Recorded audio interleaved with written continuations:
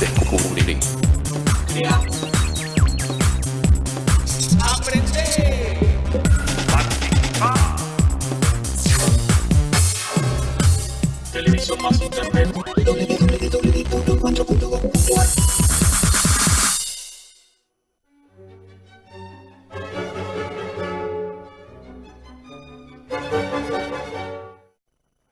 ¿Qué tal? Bienvenidos a Explora, este programa del Ministerio de Educación de la Nación. La idea es convocar a prestigiosos investigadores del país para que ellos nos acerquen a los temas centrales de la ciencia contemporánea. Hoy nos vamos a ocupar del ADN, del ácido desoxirribonucleico.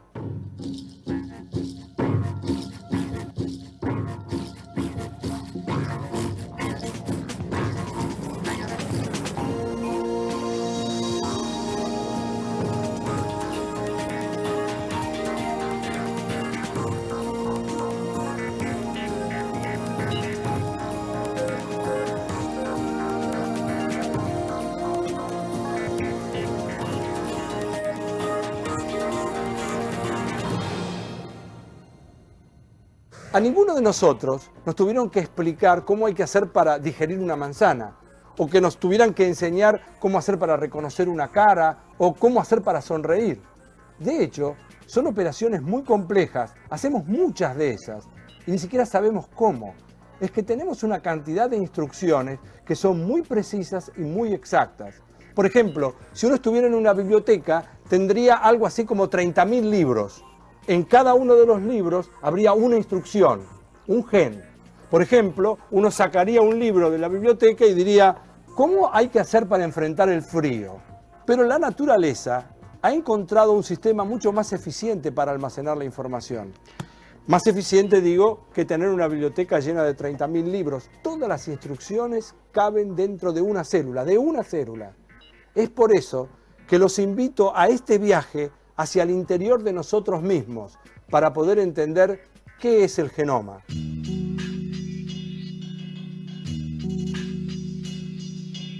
Nuestro cuerpo está formado por una serie de sistemas de órganos.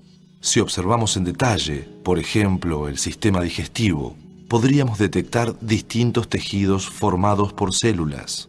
Todas nuestras células tienen una característica en común, tienen núcleo. Y dentro de ese núcleo hay moléculas de ADN. Son nuestros cromosomas. Los humanos tenemos 46 cromosomas y cada cromosoma humano está formado por una única molécula de ADN enrollada alrededor de proteínas. La estructura de la molécula de ADN es siempre la misma. Esa es nuestra biblioteca. Esa es la biblioteca que contiene la información, toda la información que necesitamos para la vida. Pero lo sorprendente es que no hay una sola biblioteca. Hay 100.000 millones de bibliotecas, una por cada célula y encima por duplicado y repetidas. Al respecto, conversamos con el licenciado Gastón Westergaard, de la Universidad de Mar del Plata. El ADN o ácido desoxirribonucleico está formado por nucleótidos, que son sus componentes fundamentales de esta molécula.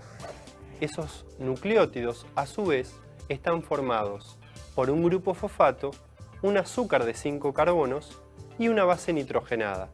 Hay 4 posibles bases nitrogenadas en el ADN y esas son adenina, timina, citosina y guanina, como pueden apreciar en esta imagen. Estos nucleótidos en el ADN se van pegando unos sobre los otros a través de uniones químicas específicas y forman una de las hebras del ADN. El ADN está compuesto por 2 hebras complementarias entre sí. Esta complementariedad de bases en el ADN se debe a la estructura química de sus bases nitrogenadas, dado que adenina solo puede unirse con timina y citosina con guanina.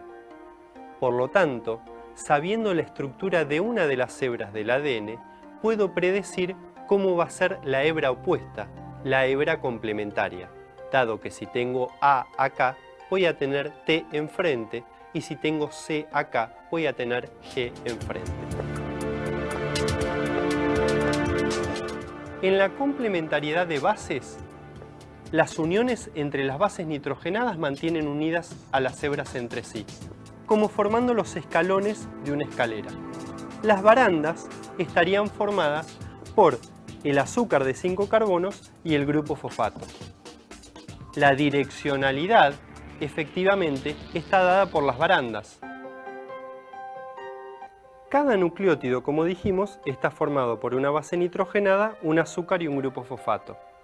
Veamos que el grupo fosfato está siempre unido al carbono 5' de su nucleótido, pero se une al nucleótido siguiente a través del carbono 3' del azúcar del nucleótido siguiente. Pero, ¿qué pasa en los extremos? En uno de los extremos, donde se termina esa hebra, el carbono 3 del azúcar queda libre. Por lo tanto, a ese extremo lo denominamos extremo 3'. Uno de los extremos, donde se termina esa hebra, el carbono 3 del azúcar queda libre. Por lo tanto, a ese extremo lo denominamos extremo 3'. Mientras que en el otro extremo, en el extremo opuesto, el grupo fosfato queda libre, porque es ahí donde termina la hebra, es donde se terminó la molécula de ADN. En ese extremo, donde tengo el grupo fosfato unido al carbono 5', lo denominamos extremo 5'. Que la molécula de ADN tenga dos hebras que son antiparalelas se debe a que en una de las hebras tengo un extremo 5', pero en la hebra de enfrente, en la complementaria, el extremo es el opuesto, el extremo 3'. Esto indica que las hebras son complementarias entre sí, pero corren en direcciones opuestas. Son antiparalelas. Cada uno de nosotros tiene en su ADN las bases nitrogenadas ordenadas de una manera única, particular, casi como si fuera una huella digital.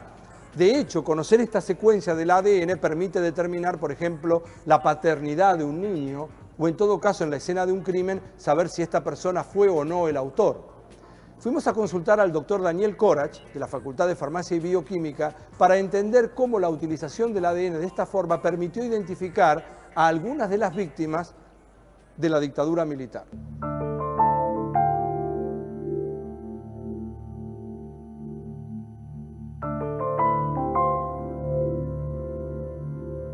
Desde el punto de vista de la identificación personal, el hecho de poder disponer de una herramienta que haga que un resto, como por ejemplo esqueletos de las fosas comunes que se produjeron durante la dictadura militar, pudieran ser identificados o correlacionados, constituyó un real avance y un gran aporte que ofrecía la investigación molecular.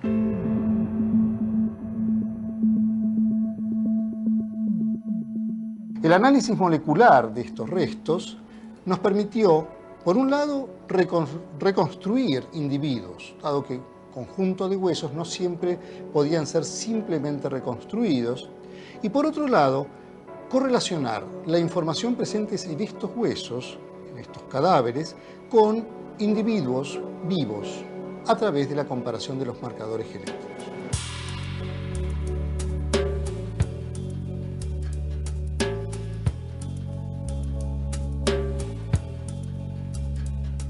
La identificación en la actualidad se basa en la comparación del perfil genético de un resto con la información genética de las personas vivas relacionadas potencialmente con ellos desde el punto de vista biológico. En un futuro, tal vez no demasiado alejado, se podrán generar bases de datos de nacidos vivos. Y sería algo tan informativo como lo son los bancos de datos dactiloscópicos. Y por lo tanto, el análisis de una evidencia forense nos va a remitir inmediatamente a la información genética de alguien que en algún momento nació y cuyos datos genéticos están almacenados en alguna base de datos disponible. Ya vimos qué estructura tenía el ADN y qué utilidades tiene. Pero la pregunta es, si todos nacemos de una sola célula, ¿cómo pasa la información de una a la otra? Para eso conversamos con el licenciado Gastón Westergaard. Él nos va a explicar de qué se trata la replicación del ADN. ¿Qué quiere decir que el ADN se divide? En el mecanismo de replicación del ADN intervienen numerosas enzimas. Una de ellas es la helicasa. La helicasa es la encargada de abrir la molécula de ADN separando las dos hebras. Cada una de las hebras va a servir de molde. Recordemos que el ADN tiene complementariedad de bases. Si acá tenía una T, timina, enfrente tenía una A, adenina. Esa complementariedad de bases es fundamental para entender el mecanismo de la replicación, dado que otra enzima, la ADN polimerasa, va a ir agregando uno a uno los nucleótidos complementarios a su hebra molde. Por ejemplo, donde yo tenía una guanina, va a agregar una citosina. Donde tenía una timina, va a agregar una adenina. Y así sucesivamente hasta terminar la replicación. Sin embargo, hay una restricción. La ADN polimerasa solo agrega nucleótidos en una dirección, 5', 3'. Por lo tanto, una de las hebras va más rápido que la siguiente, que va retrasada.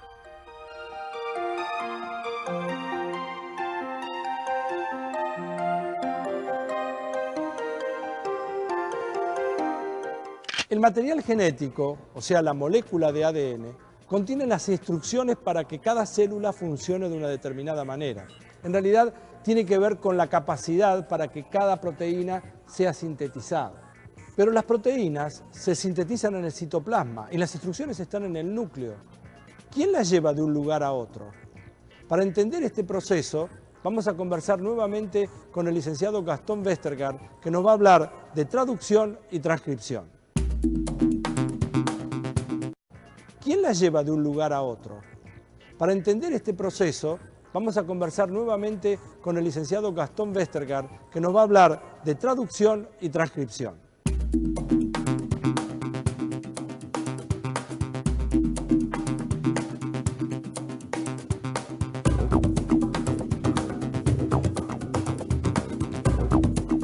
La información genética contenida en los genes dentro del ADN tienen información para fabricar proteínas.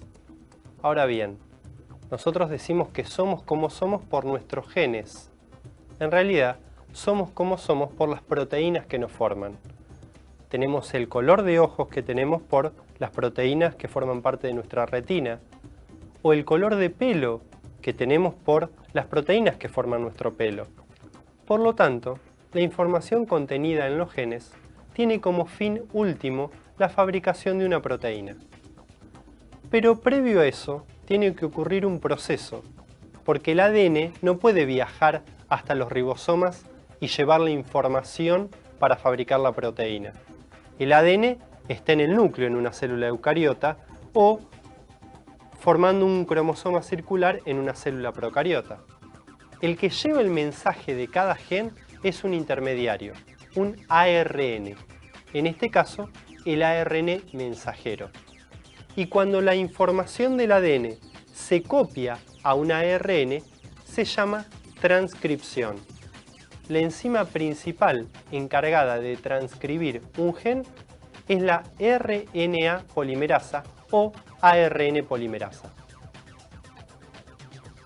Los genes contenidos en cada biblioteca, en cada cromosoma, cuando se copia a través del proceso de la transcripción, en los eucariotas, o sea nosotros, ese ARN mensajero lleva partes que codifican, o sea que tienen información para fabricar una proteína, llamadas exones, esas porciones, y partes que no codifican para nada, basura, que son los intrones. Por lo tanto, ese ARN mensajero inmaduro, podríamos llamar, tiene que sufrir un proceso llamado splicing, en el cual las porciones que no sirven, no codificantes, deben ser sacadas, cortadas. Por eso ese mecanismo también lo podemos denominar corte y empalme. Cortamos lo que no sirve y empalmamos lo que sirve. Eso que sirve, el ARN maduro, va a ser lo que va a ir a los ribosomas a llevar la información para fabricar una proteína. Cuando el ARN mensajero sale del núcleo de una célula eucariota, llega a los ribosomas, el lugar físico donde ocurre la traducción, o sea, la síntesis de una proteína. Dentro de los ribosomas, cada ARN mensajero va a servir de molde para la fabricación de una proteína. En esta síntesis proteica, en esta traducción, no interviene solo el ARN mensajero. Como dijimos antes, intervienen los ribosomas, que están formados en parte por ARN ribosómico. Y también son muy importantes el papel que cumple el ARN de transferencia. Cada ARN de transferencia trae un aminoácido. Recordemos que las proteínas son largas cadenas de aminoácidos. Por lo tanto, al ir pasando el ARN mensajero por los ribosomas, una larga cadena de aminoácidos termina formándose. Una proteína termina formándose. Y esa, en definitiva, es la función que tenía el ADN, codificar para proteínas. Entonces podríamos decir que el dogma central de la biología molecular es el flujo unidireccional de la información, desde el ADN a la proteína. El ADN se transcribió a un ARN mensajero y el ARN mensajero se tradujo a una proteína.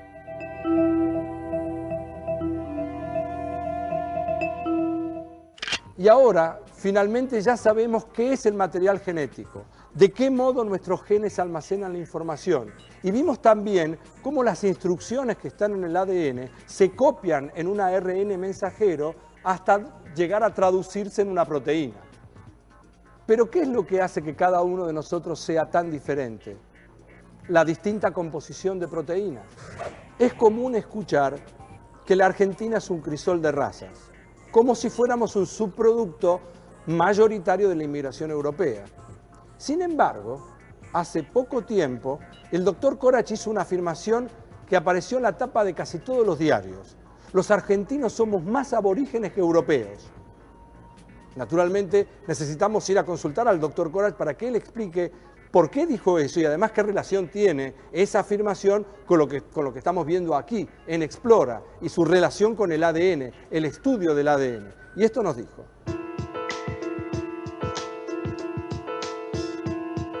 Se ha considerado y se considera actualmente en forma bastante generalizada que Argentina tiene una composición poblacional derivada fundamentalmente de un componente europeo, dado fundamentalmente por los inmigrantes que surgen desde la época de la colonia, en 1536 en adelante, y con los aportes europeos posteriores que van determinadamente europeo, dado fundamentalmente por los inmigrantes que surgen desde la época de la colonia, en 1536 en adelante, y con los aportes europeos posteriores que van determinando una población que es, a juzgar por nosotros mismos, la más europea de toda América Latina.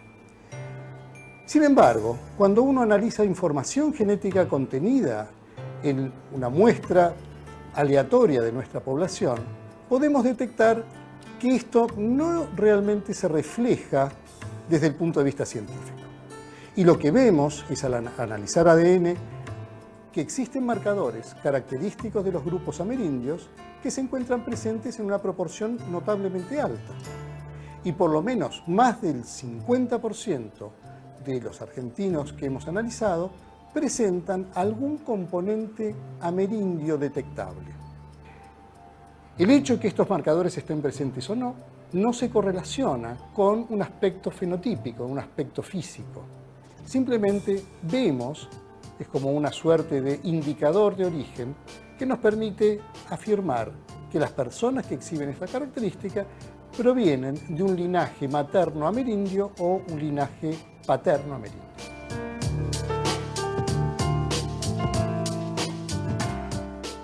A mediados de la década del 80 ya se habían encontrado, aislado y secuenciado una decena de genes, todos ellos de importancia biológica, científica, médica, es que los investigadores, la mayoría de ellos, ya habían comprendido la importancia de conocer la secuenciación completa del genoma humano. En el próximo bloque vamos a meternos justamente con eso, con el proyecto Genoma Humano y también con algunos descubrimientos nuevos relacionados con la genética, como el splicing alternativo.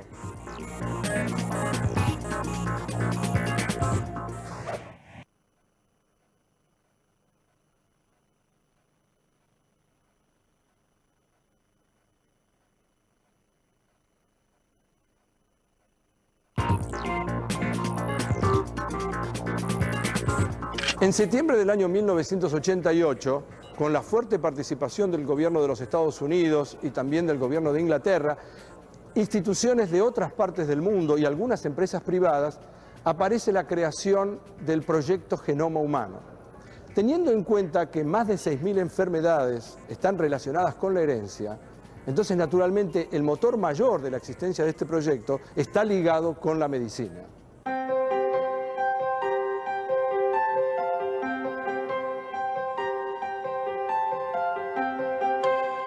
El proyecto Genoma Humano es el programa más importante y ambicioso en biomedicina del siglo XX. Se inició en forma oficial en 1990 y consistió en descifrar toda la información contenida en los cromosomas. Llevado a cabo por miles de secuenciadores de ADN en cientos de laboratorios esparcidos por el mundo entero, este proyecto generó controversias acerca de cómo se iba a manejar la información que surgiría del proyecto. En la mañana del 26 de junio del 2000, se dio a conocer al mundo el primer borrador de nuestro genoma. La información obtenida a partir de este proyecto fue, entre otras cosas, de vital importancia para entender cómo el cáncer o la enfermedad de Alzheimer se manifiestan por errores en el ADN y qué podríamos hacer para repararlos. A partir del proyecto Genoma Humano, sabemos que las instrucciones de las que hablábamos al principio son aproximadamente 30.000. Es decir, que tenemos aproximadamente 30.000 genes en el genoma humano. Pero también sabemos que hay más de 100.000 proteínas. Entonces, la pregunta es, ¿cómo es posible esto? ¿No era que un gen codificaba una proteína? Hay una explicación para todo esto. Existe un mecanismo llamado splicing alternativo, en donde el mismo ARN mensajero lleva instrucciones para fabricar más de una proteína. Y por eso, para entender este mecanismo, fuimos a hablar con el doctor Alberto Kornblich, que es el jefe del Departamento de Biología Molecular de la Facultad de Ciencias Exactas y Naturales de la Universidad de Buenos Aires, y lo consultamos a él para preguntarle, Alberto, ¿qué es el splicing alternativo?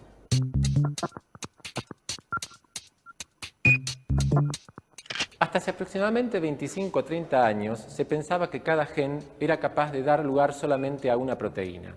Hoy sabemos que el fenómeno es mucho más complejo y existen un 60% de los genes humanos que es capaz de dar más de una proteína. Por ejemplo, en el dibujo del pizarrón vemos que la transcripción del gen, como dijimos antes, da lugar a un ARN mensajero inmaduro que contiene los exones y los intrones que se encuentran en el gen. En este caso, exones 1, 2 y 3 con sus dos intrones. Ahora, en ciertas circunstancias, este ARN mensajero inmaduro puede dar lugar a dos ARN mensajeros maduros diferentes, uno que contiene al exón 2 incluido en él y otro que carece del ARN mensajeros maduros diferentes, uno que contiene al exón 2 incluido en él y otro que carece del exón 2.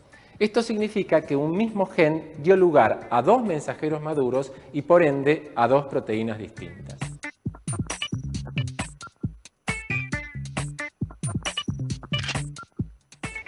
En este caso, un gen da lugar a dos proteínas. Hay muchos genes que dan lugar a cientos de proteínas distintas. Y el caso más extremo se conoce en un gen de la mosca de la fruta, Drosophila melanogaster, donde este gen, por splicing alternativo, puede dar lugar a 38.000 proteínas distintas. 38.000 proteínas distintas de un mismo gen es un número mayor de proteínas que genes distintos tienen las células de la mosca. Es decir, que la diferenciación celular no solo va a ser la consecuencia de qué genes están encendidos o apagados en un tejido particular, sino también de qué proteínas distintas es capaz de dar cada gen por el proceso de splicing alternativo. El mal de Chagas es una endemia en el país. Hay más de 2.300.000 personas afectadas o portadoras de esta enfermedad. De hecho, el hombre es un hospedador, el hospedador. La vinchuca es el transmisor o el vector. Y hay un parásito intracelular, conocido con el nombre llamado Trypanosoma cruzi, que es el agente causante de la enfermedad. Hace años que varios laboratorios están intentando en la Argentina destruir este parásito. Uno de esos laboratorios es el INGEVI. Y fuimos a consultar allí al doctor Martín Vázquez como para poder entender qué relación hay entre el splicing y la destrucción de este parásito.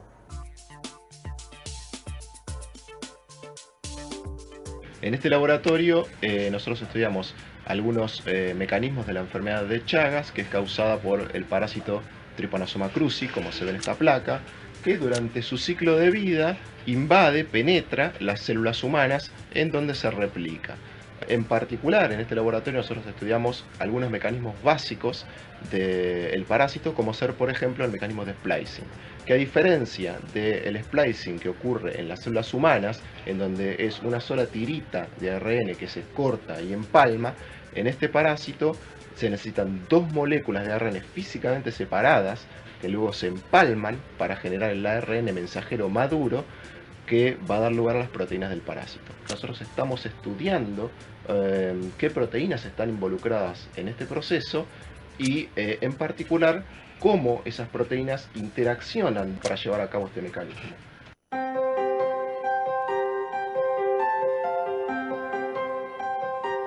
Nuestro objetivo es tratar de generar alguna droga que interrumpa estas interacciones proteicas de manera de interrumpir el proceso sin que afecte al proceso que ocurre en la célula humana hospedadora, pero que si afecta al parásito traería como consecuencia que no va a poder fabricar sus proteínas y esto causaría la muerte del parásito. Cuando comenzó este siglo, el siglo XXI, y con la finalización del proyecto Genoma Humano, creíamos haber llegado al final de un camino. Es que habíamos aprendido, sabemos ahora cuáles son las instrucciones que están inscritas en nuestro material genético. Sabemos cuántos genes tenemos y cómo están compuestos. Pero esto que creíamos que era el final de un camino, en realidad fue como abrir una nueva puerta. La ciencia ahora tiene nuevas preguntas, nuevos interrogantes, empieza una nueva historia. Y por eso fuimos a consultar a la doctora Calcaterra para que ella nos ilustre un poco más sobre esto.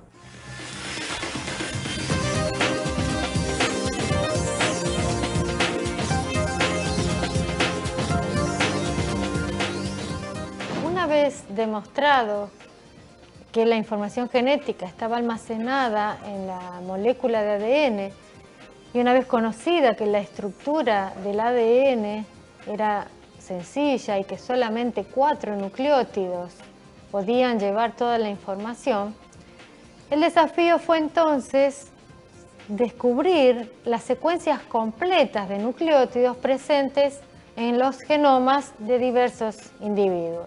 Empezamos a transitar entonces lo que se conoció como la era de la genómica, cuyo principal objetivo era obtener la información sobre el genoma de varias especies. Vayamos a un ejemplo concreto. La papa tiene 100.000 genes y nosotros tenemos alrededor de 25.000 genes. ¿Cómo es posible que una especie relativamente más sencilla tenga mayor número de genes? Entonces, la respuesta no está en el número de genes que cada especie contenga, sino en cómo se expresan esos genes. Es decir, la respuesta no está en la información del ADN en cuanto a secuencia de nucleótidos, sino a las proteínas que ese ADN ordena sintetizar.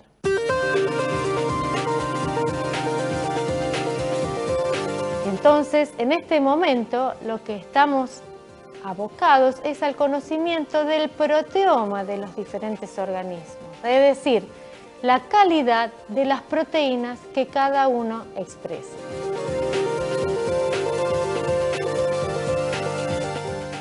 Y bien, en el viaje de exploración de hoy conocimos un poco más sobre lo que es el ADN, el ácido desoxirribonucleico.